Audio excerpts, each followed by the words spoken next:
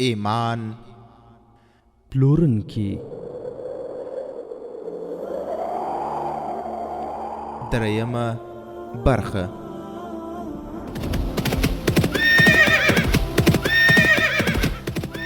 د سلطان صلاح الدین ایوبی رحمه الله د دوران رښتینی کیسې. صلاح الدین پر د غزمکارا پیدا کړه، ته یو بل صلاح الدین پر د غزمکارا پیدا کړه. الحمد لله وكفى والصلاة والسلام على رسوله المصطفى اما بعد. ورونو زموږ او تاسو څخه تر دې ځای رسیدلی ولا چې ناجی د جشن جوړولو لپاره سلطان صلاح الدین ایوبی رحمت الله علیه ته بلنه ورکړې و، خو سلطان صلاح الدین ایوبی رحمت الله علیه د مصروفیتونو له امله دغه بلنه منلې نه و. د شپې مهال ناجی له خپل دوه تنو باوري قومندانانو سره ناست و. شراب یې څښل، دوه نڅاګرې نجونې له ورو ورو موسیقۍ سره په مستۍ وې او د پاړوګرانو په څېر یې جادو کوونکې ګډا کوله. د هغوی په پښو کې کونګروګان وو، د هغو په بدنونو یوازې همدومره جامې وي چې یوازې ستر یې پټ و. په نڅا کې یې د نشې عمره اغېز و. څوکیدار دننه راغی او ناجي ته یې په غوږ کې څه وویل. ناجي به چې کله د شرابو او نڅا په نشه کې ډوب شو، چا یې په نشه کې د خلل جرأت کولی نه شو. یوازې څوکیدار ته معلومه وه چې هغه کوم ضروري کارونه دي چې د هغه له امله یې ناجي ته د نڅا او شرابو له محفل نه پاڅېدلی شي، او که نه څوکیدار هم دننه ورتګ جرأت نه کاوه. د هغه د خبرې له اورېدو سره ناجي بیرون ووت او څوکیدار هغه بلې کوټې ته بوت.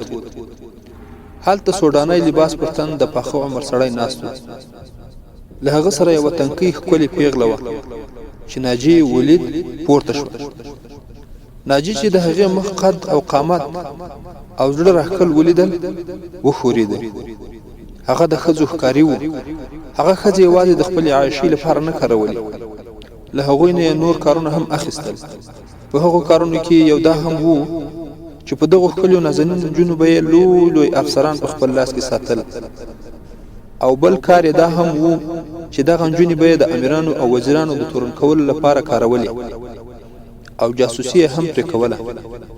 لکه څنګه چې قصاب څاروی وګوري اټکل کوي چې دومره غوښه لري، دغسې به چې کله ناجي کوم نجلۍ ولیده اټکل به یې کاوه چې د کوم کار لپاره موزونه ده. د نجونو سوداګر وو او غلام پلورونکي به زیاتره ناجي ته دغسې مالونه راوړل. دغه سړی هم له دغسې سوداګرو له جملې څخه ښکارېده. د نجلۍ په باب یې ورته وویل چې تجربه کاره ده، نڅا هم کولای شي او ډبرې هم د ژبې پر خوږو زهرو اوبه کولای شي. ناجي له هغې سره اوږده مرکه وکړه. هغه پر دغه فن پوهېده. د خپل فن او هنر سره سم یې له نجلۍ نه امتحان واخیست، او هغه دا نظر ورکړ چې د کوم کار لپاره یې بله نجلۍ تیاروله. تر لږ څه تمرین وروسته دغه نجلۍ موزونه کېدای شي. د پیرودلو پرېکړه یې وشوه. سوداګر قیمت واخیست ولاړ. ناجي نجلۍ له ځانه سره هغه کوټې ته بوتله چیرې چې د هغه دوه نورو ملګریو د نجونو په نڅا او شرابو ساتیری کول. هغه نجلۍ ته د نڅا کولو وویل. نجلۍ چې کله چپن وایسته او دوه ځلې خپل بدن وښوراوه، ناجي او د هغه ملګري حیران پاتې شول. د لومړیو دوه نڅاګرو نجونو رنګونه ژیړ شول. د دغه نوې نجلۍ په وړاندې د هغوی قدر او قیمت کم شوی و. ورونو دا د هغه وخت د مسلمانانو د امیرانو حال و، لکه څنګه چې نن تاسو په ډیرو ښارونو کې وینئ، او د ډیرو اسلامي هیوادونو همدا حال ده چې د اسلام له لارې منحرف او په غلطو لارو روان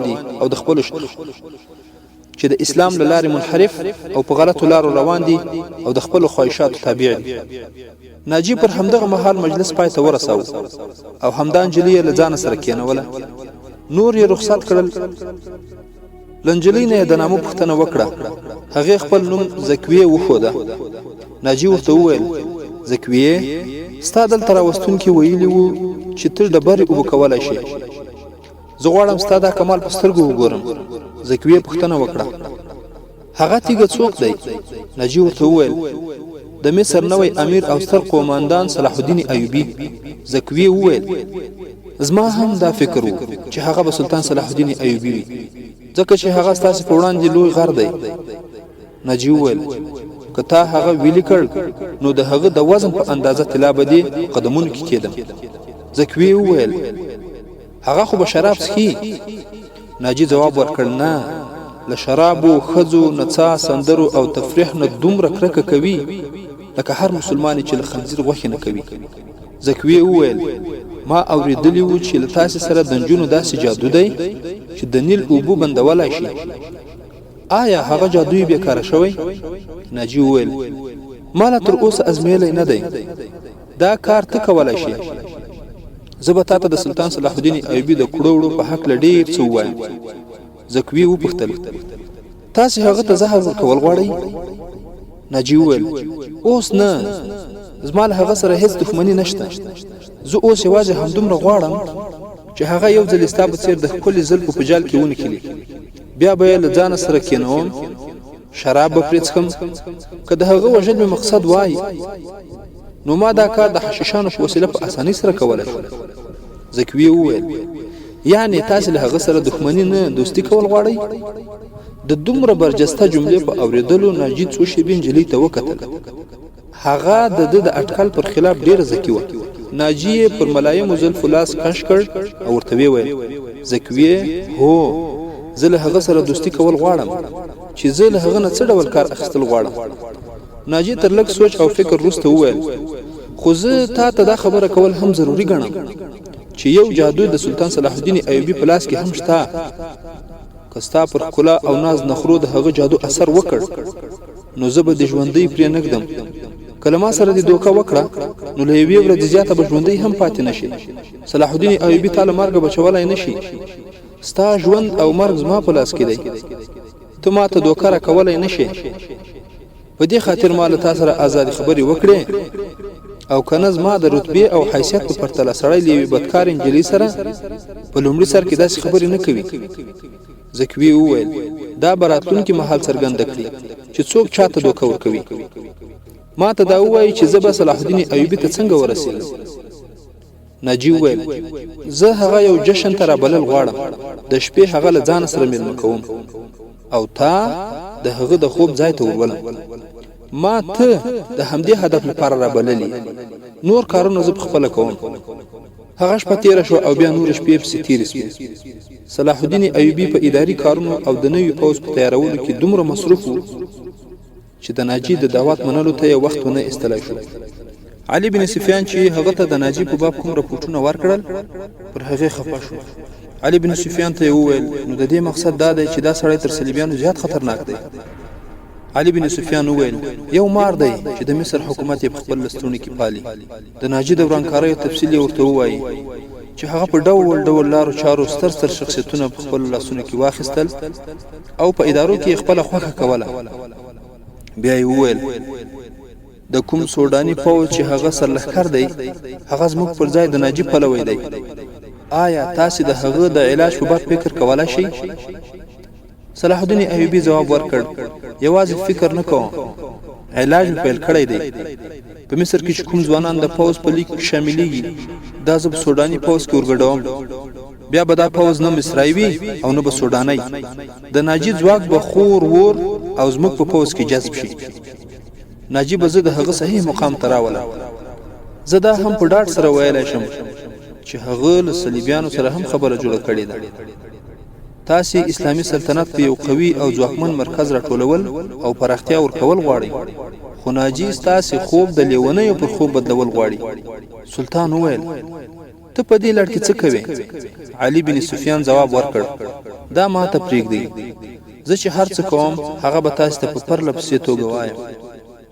تاسې ډاډه اوسئ، ما د هغه پر شاوخوا د جاسوسانو داسې دیوال درولی چې سترګې او غوږونه هم لري او دغه دیوال خوځنده هم دی. تاسې داسې وګڼئ چې ما هغه د خپلو څارګرو او جاسوسانو په کلا کې بندي کړی دی. د صلاح الدین ایوبي پر علي بن سفیان دومره باور و د پردې تر شا کارونو تفصیل ونه پوښت. علي بن سفیان پوښتنه وکړه څرګنده شوې ده چې هغه تاسې جشن ته بلل غواړي. که دا خبره صحیح وي نو د هغه بلنه هغه مهال ومنئ چې زه کله درته ووایم. صلاح الدین ایوبي پاڅېد، لاسونه یې شاته ونیول، روان شو. سوړ اسویلی یې وکړ، بیا ودرېد، ویې ویل: علي، ژوند او مرګ د الله جل جلاله په لاس کې دی. تر بې هدفه ژوندانو دا غوره نه ده چې سړی له پیدا کېدو سره مړ شي. کله کله مې په دماغ کې دا سوچ راشي چې ښایي هغه وګړي خوشبخته وي چې ملي احساس یې مړ شوی وي او د چا چې هیڅ کردار نه وي، په ډېرو مزو چلچو کې ژوند تیر کړی وي او په خپله نیټه ومري. علي بن سفیان وویل: محترمه، هغه ډېر بدبخته دی. صلاح الدین ایوبي وویل: علي بن سفیانه، هو، کله چې زه هغوی ته خوشبخته وایم همدا خبره معلومه نه ده چې څوک ماته په غوږ کې ووایي لکه تا چې وویل. خو فکر کوم که مو په دې موړ کې د تاریخ مخ ونه ګرځاو نو اسلامي ملت به ټوټې ټوټې شي او په شیلو، ځنګلونو او بیدیاو کې به ورک شي. د ملت خلافت خو اوس هم په 3 برخو ویشل شوی دی. امیر خپل سری دی، د صلیبیانو د لاسونو توکي دي.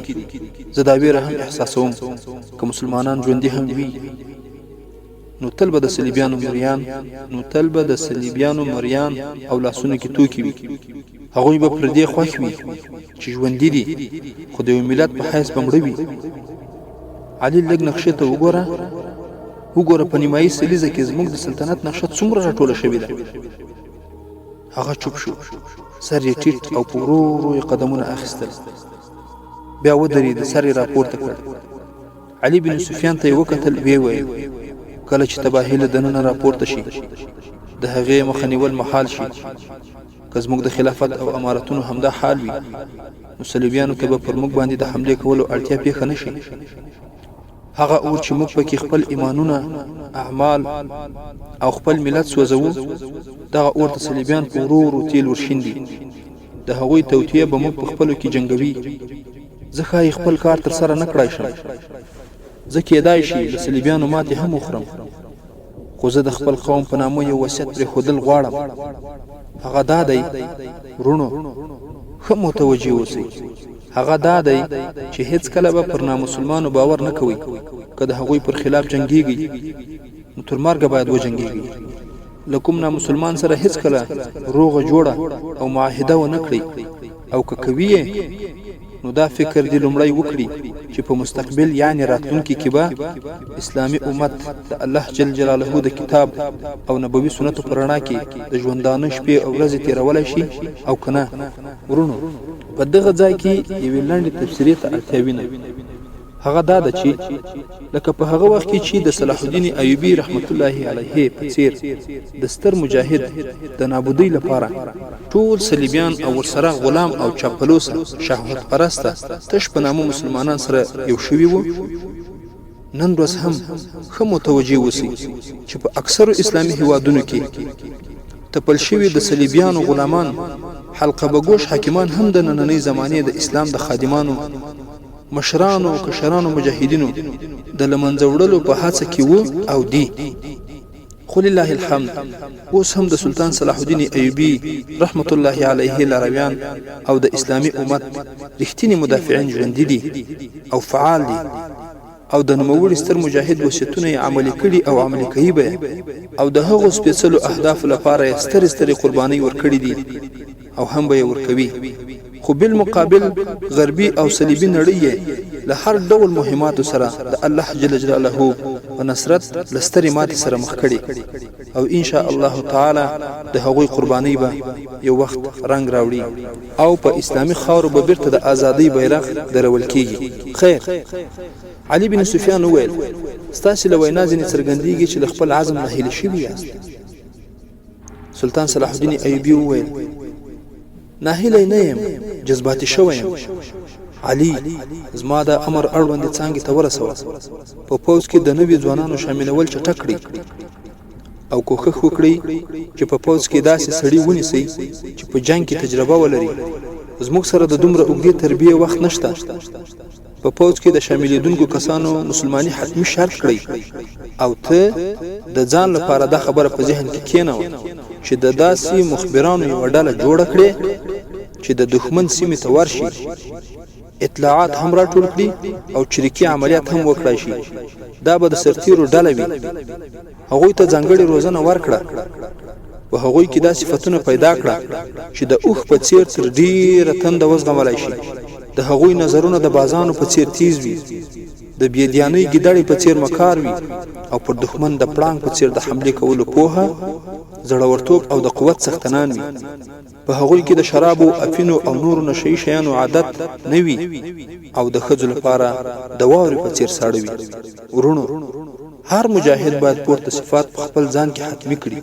صلاح الدین ایوبي رحمت الله علیه علي بن سفیان ته وویل: د سفیان زویه، د نوي پوځ جوړول چټک کړي او یاد ساتئ چې زه د زیات شمېر لښکرو قائل نه یم. ماته د جنګیالیو اړتیا ده، که څه هم شمېر یې لږ وي. په هغوی کې ملي احساس وي او زما پر هوډ وپوهېږي. د چا په زړه کې دا شک هم پیدا نشي چې د څه لپاره او د څه لپاره جنګیږي. په راتلونکو لسو ورځو کې به په زرونو سپاهیان د مصر د امارت په پوځ کې شامل کړای شول او په دغه لسو ورځو کې ناجي زکویه پوره وروزله چې هغه صلاح الدین ایوبي په څه ډول لارو چارو د خپلې ښکلا او ناز نخرو په جال کې ونښلوي او د هغه شخصیت او کردار کمزوری کړای شي. د ناجي ملګریو او دوستانو چې زکویه ولیدله، نو هغوی له ډاره پرته وویل: که دغه نجلۍ د مصر فرعون لیدلی وای، د خدایي له دعوې به یې لاس اخیستی وای. د ناجي د جاسوسۍ خپل نظام و چې ډیر چټک او زړور هم و. هغه ته معلومه شوې وه چې علي بن سفیان د صلاح الدین ایوبي خصوصي مشاور دی او د عربو منل شوی استخباراتي مشر. هغه په علي بن سفیان پسې خپل جاسوسان کړي وو او د علي د وژنې توطیه هم جوړه کړې وه. ناجي زکویه د صلاح الدین ایوبي په جال د نښلولو لپاره تیاره کړې وه، خو هغه احساس نه کړای شول چې دغه مراکشي نجلۍ په خپله د هغه پر اعصابو هم سپره شوې ده. هغه یوازې په شکل او صورت زړه وړونکې نه وه، د هغې په خبرو کې داسې جادو و چې ناجي به ورسره کېناست، له هغې سره به یې همدا خبرې کولې او بس. له همدې امله ناجي د دوه څاګرو نجونو ځینې مخ اړولی و چې د هغې ډېرې خوښېدې. له 3-4 شپو راهیسې یې هغه نجونې خپلې کوټې ته رابللې نه وې. ناجي د سرو زرو هګۍ اچونکې چرګه وه چې د هغو نجونو له لاسه وتلی او د زکویې په غېږ کې یې هګۍ اچولې. هغوی له خپلې لارې نه د زکویې د لرې کولو فکرونه پیل کړل. بالاخره دې نتیجې ته رسېدلې وې چې زکویه ووژني، خو د هغې وژنه ممکنه نه ښکارېده ځکه چې ناجي هغه ته کومه کوټه ورکړې وه. پر هغې یې 2 کسه څوکیداران ټاکلي وو. پر دې سربیره دغه 2 نجونې له اجازې پرته له خپل ځایه وتلی نه شوې. هغوی د حرم په زنانه خادمانو کې له یوې سره ملګرتیا کول پیل کړل. هغوی د دې په لاس زکویه ته زهر ورکول غوښتل. علي بن سفیان د صلاح الدین ایوبي د ساتونکو ټولی بدل کړ.